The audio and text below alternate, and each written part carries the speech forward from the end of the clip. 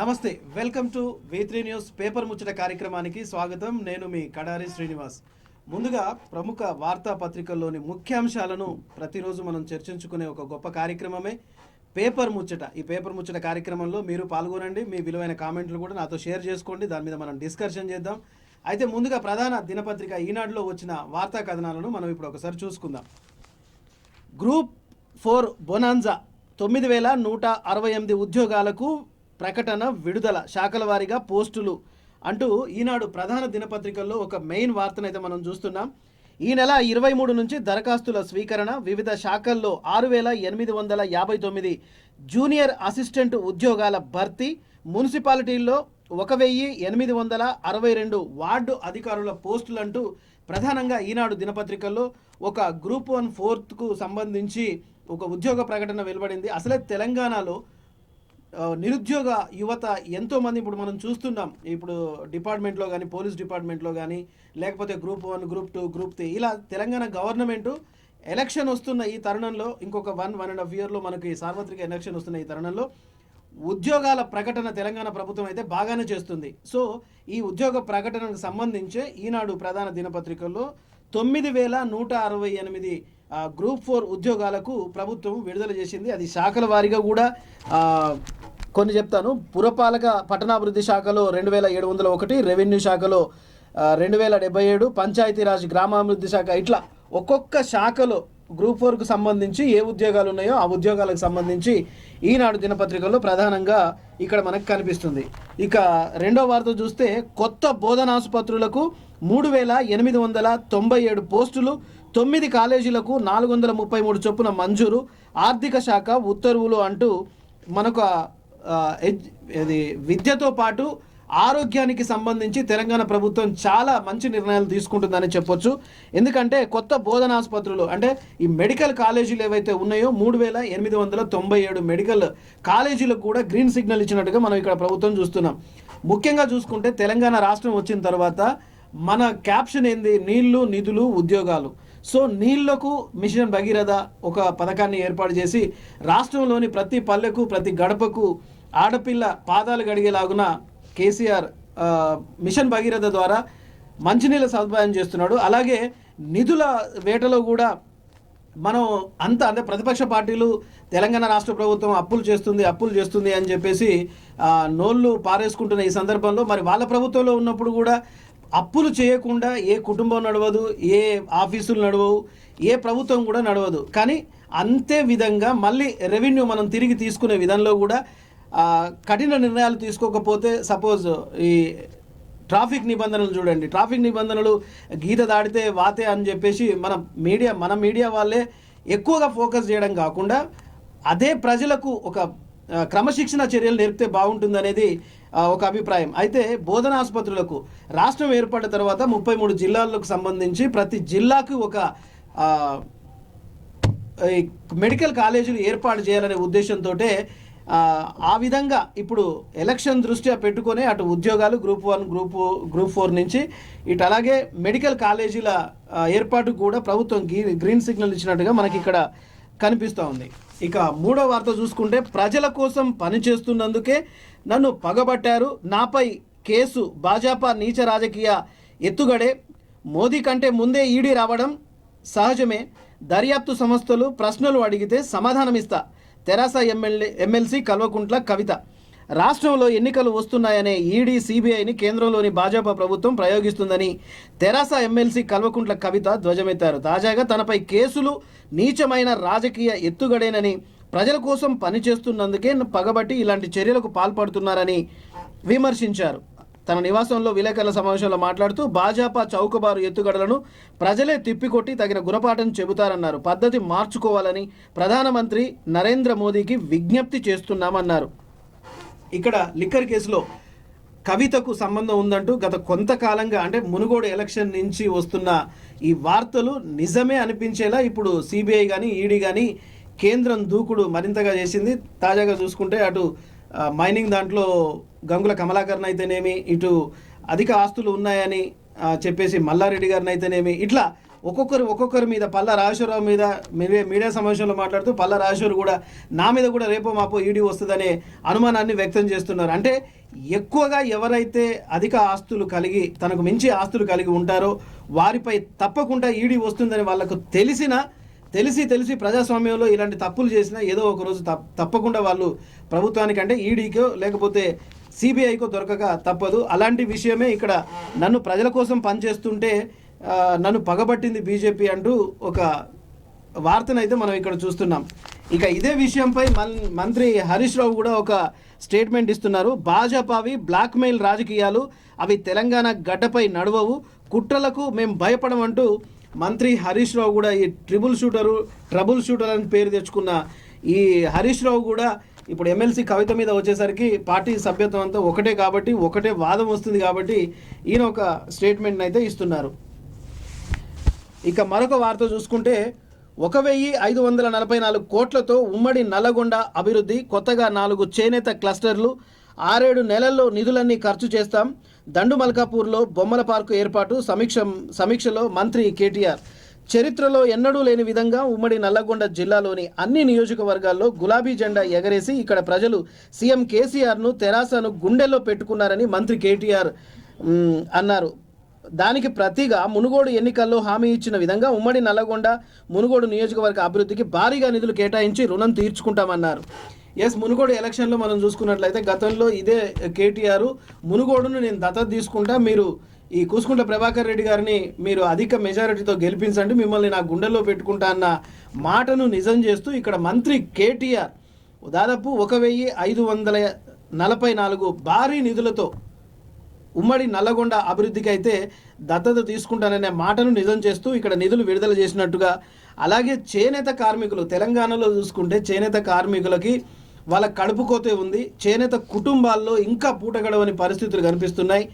ఎంతో గొప్పగా చెప్పుకునే బోధన్ పోచంపల్లి ఈ కాటన్ చీరలు అయితేనేమి, పట్టు వస్త్రాలు అయితేనేమి, ఈ తెలంగాణ గడ్డపై విభిన్న రకాల సంస్కృతులతో పాటు విభిన్న రకాల కళలు, సాహిత్యాలు ప్రతి మట్టిలో అణువణువున దాగి ఉన్న ఈ తెలంగాణ గడ్డ మీద చేనేతలకు మాత్రం వాళ్ళ బ్రతుకు తెరువు కోసం చాలా ఇబ్బంది పడుతున్నారు. వాళ్ళ మీద ప్రభుత్వం ఒక చిన్న చూపు చూస్తుందా అంటే దానికి సమాధానం చెప్పలేం. బట్ ఏంటంటే కొన్ని వాళ్ళకు కూడా చేనేత బంధు కూడా ఇస్తుంది, వాళ్ళకి చనిపోయిన కుటుంబాలకి బీమా సౌకర్యం కూడా కనిపిస్తుంది.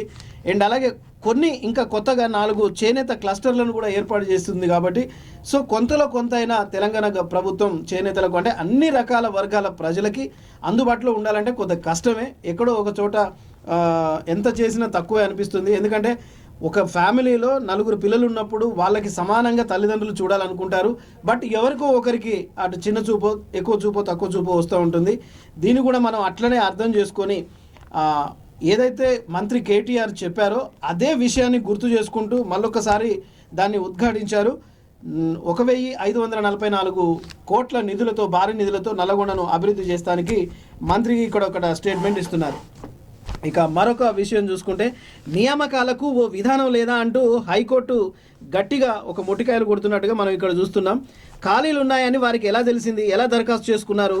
తెలంగాణ ఉద్యమంలో పాల్గొన్న వారికి రిజర్వేషన్లు ఉన్నాయా? టీఎస్పీఎస్సీ సభ్యుల నియామకంపై హైకోర్టు ఒక వ్యాఖ్యలు చేసింది. తెలంగాణ పబ్లిక్ సర్వీస్ కమిషన్ సభ్యుల నియామకాలను ఏదైనా విధానం ఉందా అని హైకోర్టు ప్రభుత్వాన్ని ప్రశ్నించింది. ఖాళీలు ఉన్నాయని వారికి ఎలా తెలిసింది? టీఎస్పీఎస్సీ కార్యాలయానికి వచ్చి తెలుసుకున్నారా, లేదంటే సమీపంలో పాన్ డబ్బాల్లో ఖాళీల గురించి తెలుసుకొని దరఖాస్తు చేసుకున్నారా అంటూ ఘాటుగా వ్యాఖ్యానించింది.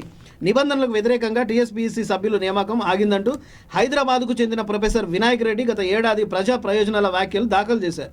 దీనిపై ప్రధాన న్యాయమూర్తి justice Ujjal Bhuyan, justice CV Bhaskar రెడ్డిలతో కూడిన ధర్మాసనం మరోసారి విచారణను చేపట్టింది. పిటిషనర్ తరపున న్యాయవాది ఎం సత్యం రెడ్డి వాదనలు వినిపించారు. అంటే సభ్యులపై వ్యక్తిగతంగా ఎవరికీ అభ్యంతరాలు లేవు, నియామకాలే చట్ట ప్రకారంగా లేవు.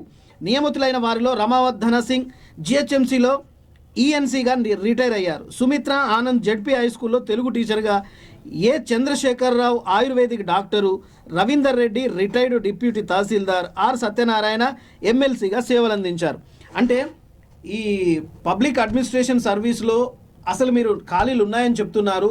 అవి ఎలా తెలిసింది? పబ్లిక్ ఎలా తెలిసింది? ఏదైనా పాండబ్బలో తెలుసుకున్నారా, లేకపోతే ఎట్లా తెలిసిందని ఎంత ఘాటుగా ప్రభుత్వాన్ని విమర్శించింది అంటే ఇక్కడ మనం ప్రధాన ఈనాడు దినపత్రికలో మీరు హ్యాపీగా చదువుకోవచ్చు. ఇక మరొక వార్త చూసుకుంటే, అతనితో ఉన్న బంధం ఏంటి, నకిలీ అధికారి వ్యవహారంలో మంత్రి గంగుల, ఎంపీ రవిచంద్రలకు ప్రశ్నలు. సిబిఐ విచారణ అనంతరం విలేకరులతో మాట్లాడుతున్న మంత్రి గంగుల కమలాకరు, పక్కన ఎంపీ రవిచంద్ర. ఇక నకిలీ సిబిఐ అధికారి కొవ్విరెడ్డి శ్రీనివాసరావు కేసులో రాష్ట్ర పౌర సరఫరాల శాఖ మంత్రి గంగుల కమలాకర్, రాజ్యసభ సభ్యుడు వద్దిరాజు రవిచంద్రను కేంద్ర దర్యాప్తు సంస్థ అధికారులు 8 గంటల 30 నిమిషాల పాటు విచారించారు. ఢిల్లీలోని సిబిఐ కేంద్ర కార్యాలయంలో గురువారం ఉదయం 11 గంటల 30 నిమిషాలకు విచారణ ప్రారంభించిన అధికారులు దాదాపు రాత్రి వరకు ఈ దర్యాప్తును కొనసాగించారు. దాంట్లో ఏమేమి మాట్లాడిరన్నది మాత్రం ఇదేమీ సిబిఐ మనకు చెప్పలేదు. బట్ మంత్రి గంగుల కమలాకర్ అయితే ఒక స్టేట్మెంట్ ఇస్తున్నారు. అతనితో ఉన్న సంబంధం ఏంటి అని, నకిలీ అధికారి వ్యవహారంలో మంత్రిని కూడా, అంటే మైనింగ్ దాంట్లో ఎక్కువ ఆస్తులు ఉన్నందుకు ఇతనిపై సిబిఐ విచారణ చేపట్టింది.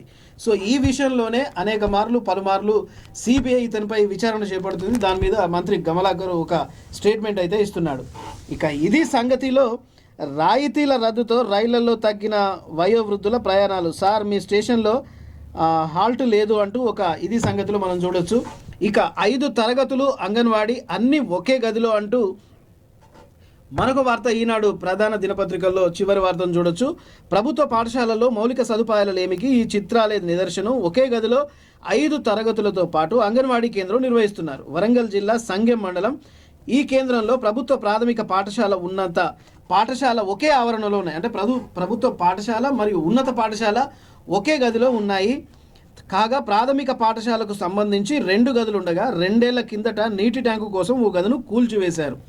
అయితే ఈ ఒక్క గదిలోనే అడ్డాగా పరదా కట్టి ఒకవైపు 5 తరగతులు, మరోవైపు అంగన్వాడీ కేంద్రాన్ని నిర్వహిస్తున్నారు. అంతేకాకుండా ఆ గదిలోనే మధ్యాహ్న భోజన సామాగ్రి కూడా, రికార్డులు సైతం ఉంచారు. ఆ బడిలో గత ఏడాది 78 మంది విద్యార్థులు ఉండగా వసతులు లేని కారణంగా ప్రస్తుతం 37 మందికి తగ్గారు. అంటే ఉన్నత పాఠశాలను, ఈ ప్రాథమిక పాఠశాలను 2 ఒకే గదిలో ఒక పరదా కట్టేసి అక్కడ ఉన్నట్టుగా మనం ఈ ఫోటోలు కూడా చూడొచ్చు. అలాగే మధ్యాహ్నం భోజనంకు సంబంధించి ఆ ఫైళ్ళను కూడా, అంటే అందులోనే చదువు, అందులోనే ఫైళ్ళు, అందులోనే కూర్చోవడాలు, ఇది మన ఎదుగుదలకు, అంటే భావితరానికి ఇది ఒక గొడ్డలి పెట్టుగా మారుతుంది. దీనిపై ప్రభుత్వం దృష్టి తీసుకోవాలి. ఇది ప్రధాన దినపత్రికల్లో ఈనాడులో ఉన్న వార్తా కథనాలు. ఇక ఆంధ్రజ్యోతిలో ఇదే విషయాన్ని ప్రస్తావిస్తూ 9168 గ్రూపు 4 పోస్టులు అంటూ ఇదొకటి ఉంది. అలాగే కొత్తగా 3897 వైద్య కొలువులు అంటూ ఇదొక స్టేట్మెంట్ మనం ప్రధాన దినపత్రికల్లో అన్నీ ఇది. ఇక గ్రూపు పోస్టులకు 23 నుంచి దరఖాస్తుల స్వీకరణ, జనవరి 12 వరకు, అంటే వచ్చే నెల 12 వరకు మనకు అవకాశం ఉంది. ఏప్రిల్ లేదా మే నెలలో పరీక్ష ఉండేటట్టుగా ఇక్కడ చాలా క్లియర్గా ఇచ్చారు.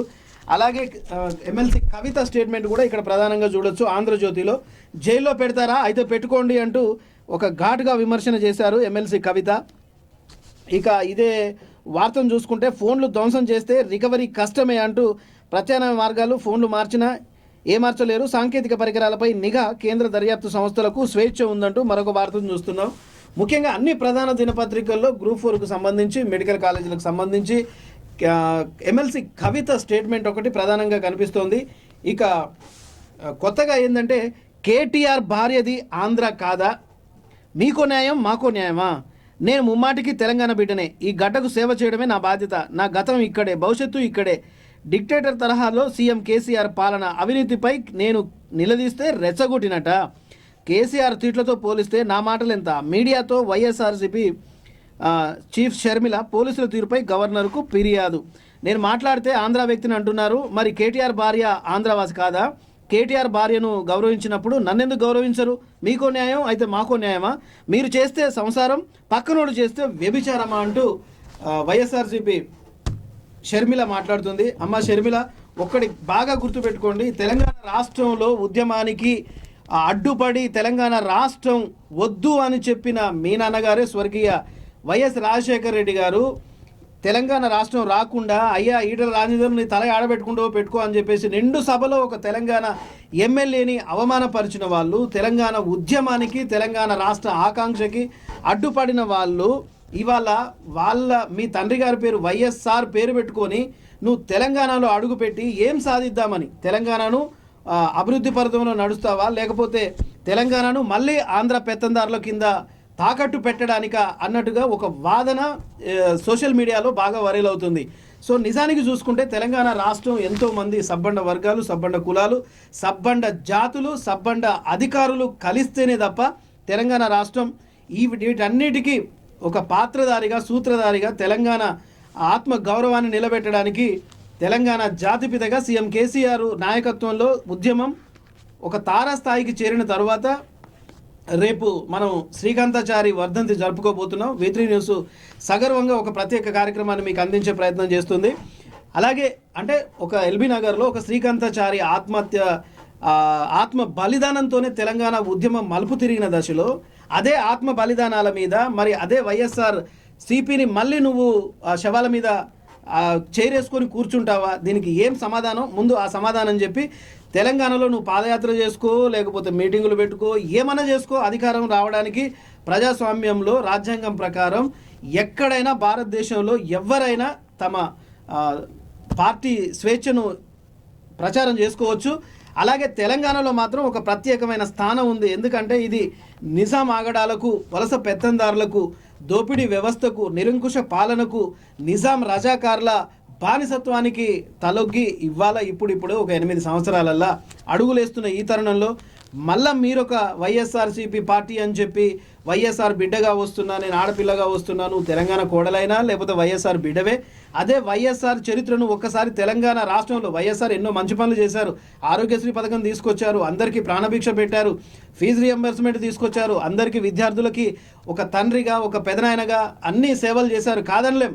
బట్ ఒక తెలంగాణ రాష్ట్రానికి వస్తే మాత్రం తెలంగాణ రాష్ట్రానికి తీరని ద్రోహం చేసిన వ్యక్తిగా ఒక ముద్ర వేయబడి ఉన్నారు స్వర్గీయ వైఎస్ రాజశేఖర రెడ్డి గారు. మళ్ళీ అదే ఆయన పేరు పెట్టుకొని మళ్ళీ తెలంగాణ రాష్ట్రంలో ఏం ఉద్ధరిద్దామని ఈ తెలంగాణ రాష్ట్రంలో మీరు వస్తున్నారు. తెలంగాణ రాష్ట్రంలో ఒక రావడానికి ఫస్ట్ ఒక అర్హత కావాలి. తెలంగాణ ఉద్యమంలో చేసిన వాళ్ళే ఇవాళ ఎంతోమంది అన్యాయం అయిపోయారు, కొంతమంది అందలం ఎక్కారు. వాళ్ళందరికీ న్యాయం చేయాలనే ప్రభుత్వం ఒక్కొక్క శాఖలో కొన్ని ఉద్యోగాలను వేస్తూ ఒక్కొక్క నిధుల విషయంలో కానీ, నియామకాల విషయంలో కానీ, ప్రతి విషయంలో కానీ ఒక ప్రణాళికాబద్ధంగా ముందుకు వెళ్తున్న ఈ తరుణంలో మళ్ళీ మీరొక రాజకీయాన్ని చేస్తూ తెలంగాణ ఉద్యమానికి వెన్నుపోటు పొడవకుండా ఉండాలని ఎక్కువ మంది ఆకాంక్షిస్తున్నారు. ఇక మిగతా వార్తను చూసుకుంటే గంగుల వద్దిరాజును ప్రశ్నించిన సిబిఐ, నిందితుడు ఫోన్లో వీరిద్దరి ఫోటోలు, పరిచయాలు, లావాదేవీలపై సిబిఐ ప్రశ్నలు. 8 గంటలకు పైగా కొనసాగిన విచారణ. మేము తప్పు చేయలేదు అంటూ గంగుల, మళ్ళీ రానవసరం లేదన్నారు వద్దిరాజు. సో మొత్తం మీద ఈడీ సిబిఐ ఎంక్వైరీలో వీళ్ళు చెప్తున్నారు. ఇక మరొక వార్త చూసుకుంటే జిఎస్టీ వసూళ్లు అదుర్సు. నవంబర్లో 1.46 లక్షల కోట్లు, రాష్ట్ర వసూళ్లు 4,228 కోట్లు, ఏపీ వసూళ్లు 3,134 కోట్లు. అంటే మన రాష్ట్ర వసూల్లో జిఎస్టీ హైలైట్గా నిధులు ఎక్కువగా సేకరించిందని మనం ఇక్కడ చూస్తున్నాం. ఇక మరొక వార్త, కేటీఆర్ గుండెల్లో నల్లగొండ అంటూ ఉమ్మడి జిల్లా అభివృద్ధికి పనులకు 1,544 కోట్ల నిధులతో 7 నెలల్లోనే పనులు పూర్తి చేస్తామంటున్నారు. మునుగోడుకే 380 కోట్లు కేటాయించినట్టు మంత్రి కేటీఆర్ ఇక్కడ చెప్తున్నాడు. 100 పడకలతో ఒక దవాఖానా, 10,000 మందికి ఉపాధి కలిగేలా టాయ్ పార్కు, నారాయణపురంలో ఎస్సీ గురుకులం. ఉమ్మడి నల్లగొండ జిల్లా అభివృద్ధి సమీక్షలో మంత్రి కేటీఆర్ మునుగోడు ఫలితం వచ్చిన నెలలోపే సమీక్షించామని వెల్లడి. అయితే ఇదే విషయాన్ని గత కొంతకాలంగా మన వార్తాపత్రికలన్నీ ఏమై మునుగోడు మర్చిపోయినవా అంటూ కేటీఆర్ మీద ఘాటు అక్షర అస్త్రాన్ని సంధిస్తే ఇప్పుడు కేటీఆర్ నిధు మంజూరు చేసి ఒక తన మాటను నిలబెట్టుకున్నాననే మాట ఇక్కడ మనకి స్పష్టంగా కనిపిస్తుంది. ఏదైతేనే మంచి జరగాలని అందరం కోరుకుందాం. ఇక దళిత బంధుపై నిఘా, యూనిట్ల విక్రయాలపై సర్కారు దృష్టి పెడుతోంది. మధ్యలో చేతులెత్తేసిన లబ్ధిదారులు, సిద్దిపేట, హుజూరాబాదుల్లో గుర్తింపు, అడ్డుకట్ట వేసేందుకే ప్రత్యేక బృందం, యాప్ ద్వారా నిరంతర పర్యవేక్షణ, లబ్ధిదారులకు శిక్షణ ఇచ్చి ఆపై అవగాహన కల్పించాలని నిర్ణయం.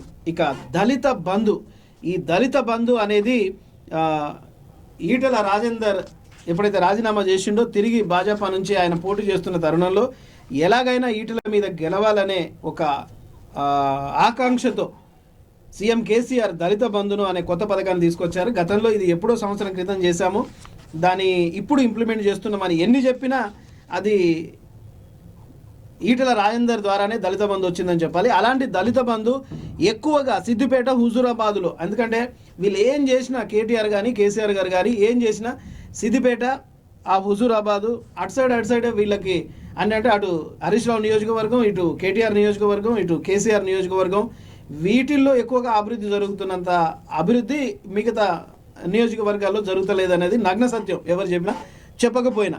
అందులో భాగంగానే అక్కడనే ఎక్కువ అవినీతి జరగడం కూడా అంతే నిజం. అదే వార్తను ఇక్కడ ప్రధాన దినపత్రిక ఆంధ్రజ్యోతిలో మనం చూస్తున్నాం. సిద్దిపేట హుజూరాబాదుల్లో మధ్యలో చేతులు ఎత్తేస్తున్నారట దళిత బంధు తీసుకున్న అభ్యర్థులు. ఎవరైతే దళిత బంధు అనేది ఏంది, షెడ్యూల్ క్యాస్ట్ తెగల వారికి ఆర్థిక అభివృద్ధి, ఆర్థిక స్వేచ్ఛ, సాధికారత రావాలనే ఒక ఉద్దేశంతో ప్రభుత్వం గౌరవంగా లాంఛనంగా దళితులకు ఒక గౌరవప్రదమైన స్థానం ఇవ్వాలనే ఒక మంచి నిర్ణయం కాదనలేం. కానీ దాన్ని కూడా తప్పు పట్టిస్తున్నారు ఎవరు, సిద్దిపేట హుజూరాబాదులో ఉన్న దళిత బంధు అందుకున్న ఆ లబ్ధిదారులు తీసుకొని మళ్ళీ తమ పనుల్లో వాళ్ళు కూలి పనికి పోవడమో, లేకపోతే అసలు దళిత బంధు ఎందుకు తీసుకున్నారు, మనం ఏదో ఒక పని చేసి వ్యాపారమో లేకపోతే బిజినెస్ లేకపోతే ట్రావెల్స్ లేకపోతే కారు ఏదో ఒకటి తీసుకొని 10 లక్షల లోపు ఒక పెట్టుబడి సహాయం పెద్దనగా కేసీఆర్ ఇస్తున్నాడనే ఒక వార్తను మనం దాన్ని తీసుకొని మరి మనం బాగుపడక మళ్ళీ దాన్ని దుర్వినియోగం చేస్తూ చూస్తున్నారు. దీనిపై ఒక యాప్ ద్వారా నిరంతర అంటే దళిత బంధు పొందిన వారికి ఒక యాప్ను అటాచ్ చేస్తూ వారిని నిరంతరం వాళ్ళు పనిచేస్తున్నారా లేదా, మంచిదే ఇది, అట్లా చేస్తేనే బాగుంటుంది. ఇక ఇంకొకటి స్మార్ట్ మాస్క్, మనిషి మెదడులో చిప్పు, 6 నెలల్లో ప్రయోగాలు, ఆలోచనతోనే కంప్యూటర్లను ఆపరేట్ చేయొచ్చు, అవసరమైతే తాను స్వయంగా చిప్పును తన మెదడులో అమర్చుకుంటానన్న మస్క్, అందులోకి చూపు తెప్పించే చిప్పు పైన ప్రయోగాలు. మనం గతంలో ఒక మూవీ చూసుకున్నాం, చిప్పును మనం వెనకాల పెట్టుకొని చాలా సినిమాల్లో మనం చూసుకున్నాం. సో అదే విషయంని దీన్ని చూస్తే ఆ సినిమాలు అట్లా తీశారు. మానవ మెదడు కంటే ఎక్కువగా పనిచేసే ఒక చిప్పును మన మెదడులో వెనక భాగాన పెట్టి మెదడు ద్వారా పనిచేసే వాటన్నింటినీ చిప్పు స్టోరేజ్ చేస్తుందట. ఆ చిప్పు ద్వారా సపోజ్ ఒక పెరాలసిస్ వచ్చి ఒక మనిషికి చేయి పడిపోయింది అనుకోండి, ఆ చేయి పడిపోయినప్పుడు ఈ చిప్పు ద్వారా మనము ఆ చిప్పులో ఈ చేయి ద్వారా ఏమేమి పనులు చేసుకోవచ్చు అవి ఫీడ్ చేస్తే ఆటోమేటిక్గా ఈ పెరాలసిస్ వచ్చిన మనిషికి ఆ చెయ్యి పనిచేయడం కూడా జరుగుతుంది. ఇది ఒక మంచి ప్రక్రియ, కానీ దీని వెనకాల కూడా మంచి ఎంత ఉంటుందో చెడు కూడా అంతే ఉంటుంది. కాబట్టి మంచినే మనం స్వాగతించాలి. ఇక మరొక విషయానికి వస్తే ఎమ్మెల్యే కొనుగోలు కేసు, ఆ ముగ్గురికి బెయిల్ అంటూ ఇక్కడ ప్రధానంగా చూస్తున్నాం. హైకోర్టు నిర్ణయం, నెల రోజులకు పైగా జైల్లో ఉన్న నందకుమార్, రామచంద్ర భారతి, సింహయాజీ బెయిల్ వచ్చినా జైల్లోనే ముగ్గురు. షూరిటీలు సమర్పించడంలో ఆలస్యమైంది, నేడు జైలు నుంచి విడుదలయ్యే అవకాశం, నందకుమార్ విడుదల అనుమానమే. రామచంద్ర భారతి విషయంలో సస్పెన్సు, సింహయాజీకి లైన్ క్లియరు, నందుకు పోలీసులతో పరిచయాలపై సిట్ ఆరా. ఎమ్మెల్యే కొనుగోలు విషయంలో తెలంగాణలో ఒక పెద్ద విప్లవమే జరిగింది. పైలట్ రోహిత్ రెడ్డి చాకచక్యంగా ఎమ్మెల్యే కొనుగోలు విషయాన్ని తన అధినేతకు చెప్పి తెలంగాణ ఆత్మగౌరవాన్ని, తెలంగాణ అస్తిత్వాన్ని కాపాడినట్టుగా మనకి ఇక్కడ చూస్తున్నాం. నిజానికి బీజేపీ అలా కనుక చేస్తే, అది ప్రూవ్ అయితే దానంత దుర్భరమైన పార్టీ ఇంకోటి లేదనేది చెప్పాలి. ఎందుకంటే ఇంత నిక్కచ్చిగా, ఇంత నిర్లజ్జగా, నిర్మోహమాటంగా ఎమ్మెల్యేలను 100 కోట్లు ఇచ్చి కొనడానికి ఒక గదిలో ఫామ్ హౌస్లో పెట్టడం, దీనిపై సర్వత్రా విమర్శలు రావడం మనం చూస్తున్నాం.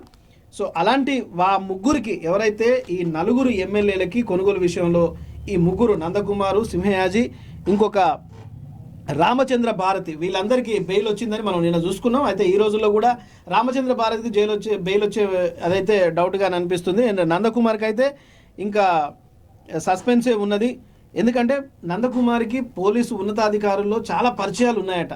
సో దాని పరంగా సిట్ దాని మీద ఆరాధిస్తుంది. ఒకవేళ అది ఉంటే కనుక మళ్ళీ సస్పెన్సే.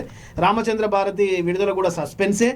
ఇక మెయిన్గా సింహయాజీకి ఒకరికి లైన్ క్లియర్ అయినట్టుగా మనం ఇక్కడ చూస్తున్నాం.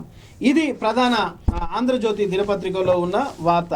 ఇక చివరిగా వెలుగు దినపత్రికలో మనం ప్రధాన అంశాలు చూద్దాము. గోల్డ్ షాపుల్లో కాల్పులు, హైదరాబాద్ నాగోల్లో కలకలం, నగల బ్యాగు పరార్, 2 తీవ్ర గాయాలు, 4 సభ్యులు ముఠాగా గుర్తింపు. అంటే గోల్డ్ షాపులో చోరీ జరిగినట్టుగా మనం ఇక్కడ ప్రధాన వెలుగు దినపత్రికలో మనం చూస్తున్నాం. అలాగే నోటిఫికేషన్ 9168 గ్రూపు 4 పోస్టులు ఇక్కడ మనం చూస్తున్నాం. జనవరి 12 వరకు అవకాశం ఉంది, దాన్ని వినియోగించుకోవాలి. అలాగే 3897 కొత్త మెడికల్ కాలేజీలు, ఇవి మనం ఇక్కడ చూసుకోవాలి. అండ్ అలాగే జైల్లో పెడతారా పెట్టుకోండి అంటూ అది కవిత చూస్తుంది. అండ్ అలాగే ఏం చేద్దామంటూ టీఆర్ఎస్ లీడర్ల దందాల భాగోతంపై కేసీఆర్ హైరానా, పార్టీకి సర్కారుకు చెడ్డ పేరు తెస్తుందని కలవరం, ఇప్పటికే మల్లారెడ్డి ఇంట్లో ఐటీ, గంగుల ఇంట్లో ఈడీ సోదాలు, తలసాని బ్రదర్స్ ప్రశ్నించిన ఈడీ, లిక్కర్ స్కామ్లో కవిత పేరు, ఇంకెవరెవరు ఏ సెటిల్మెంట్లో ఉన్నారని గులాబీ బాసారా, గట్టెక్కేందుకు ఎలాంటి చర్యలు తీసుకోవాలని సమాలోచనలు ప్రగతి భవన్లో. ఈ సమాలోచనలు అన్ని ముఖ్యమంత్రి కాబట్టి అన్ని సమావేశం ఇక్కడైతే జరుగుతోంది. ఇక టీఆర్ఎస్కు జనం టాటా అంటూ బిడ్డకు లిక్కర్లో వాటా అంటూ ఇక్కడ బండి సంజయ్ బీజేపీ రాష్ట్ర అధ్యక్షుడు ఒక స్టేట్మెంట్ ఇస్తున్నారు. అలాగే కేసీఆర్ డైరెక్షన్లోనే మాపై దాడులు అంటూ పాదయాత్రను అడ్డుకునేందుకు కుట్ర అంటూ షర్మిల ఒక స్టేట్మెంట్ చూస్తుంది. అలాగే గంగుల కమలాకర్ నకిలీ సిబిఐ ఆఫీసర్ వార్త ఇక్కడ చూస్తున్నాం. ఎమ్మెల్యేల కొనుగోలు కేసు నిందితులకు బెయిల్ అంటూ ఇదో వార్త చూస్తున్నాం. అసెంబ్లీ ఎన్నికలలోపు పనులు పూర్తి చేస్తామంటూ కేటీఆర్ ఏదైతే మునుగోడు నియోజకవర్గంలో ఉప ఎన్నికల్లో ఏదైతే చెప్పాడో దాన్ని అసెంబ్లీ ఎన్నికలలోపే పూర్తి చేస్తామంటూ ఒక స్టేట్మెంట్ చూస్తున్నాం. అంటే నల్గొండకు 1544 కోట్లు, మునుగోడుకే కేవలం 399 కోట్లు అంటే మామూలు విషయం కాదు. నిజంగా అభివృద్ధి చెందాలి, ప్రతి నియోజకవర్గంలో అభివృద్ధి చెందాలి, ఆ దిశగా ముందుకు పోవాలి. ఇది ప్రధానంగా ఈరోజు పేపర్ ముచ్చిన కార్యక్రమంలో ప్రధానంగా ఉన్నాయి. గ్రూపు 4 పోస్టులు ఒకటి, ఎమ్మెల్సీ కవిత స్టేట్మెంట్ ఒకటి, మంత్రి గంగుల కమలాకర్ ఒకటి, అండ్ అలాగే కొత్త మెడికల్ కాలేజీలు ఒకటి, అలాగే కొన్ని ఎమ్మెల్యే కొనుగోలు విషయంలో నిందితులకు బెయిల్ మంజూరైంది అంటున్నారు. కానీ ఒక్కరికే బెయిల్ మంజూరు ఉంది, ఇంకా ఇద్దరికి మాత్రం సస్పెన్స్గానే ఉంది. మొత్తానికి చూసుకుంటే ఇవి. సో ఏది ఏమైనా రాష్ట్రం బాగుపడాలి, రాష్ట్రంలో ఉన్న సబ్బండ ప్రజలకి మంచి జరగాలని కోరుకుంటూ ఇది ఇవాల్టి పేపర్ ముచ్చిన కార్యక్రమం. తిరిగి రేపు మళ్ళీ ఉదయం కలుద్దాం. అంతవరకు చూస్తూనే ఉండండి. V3 News signing off.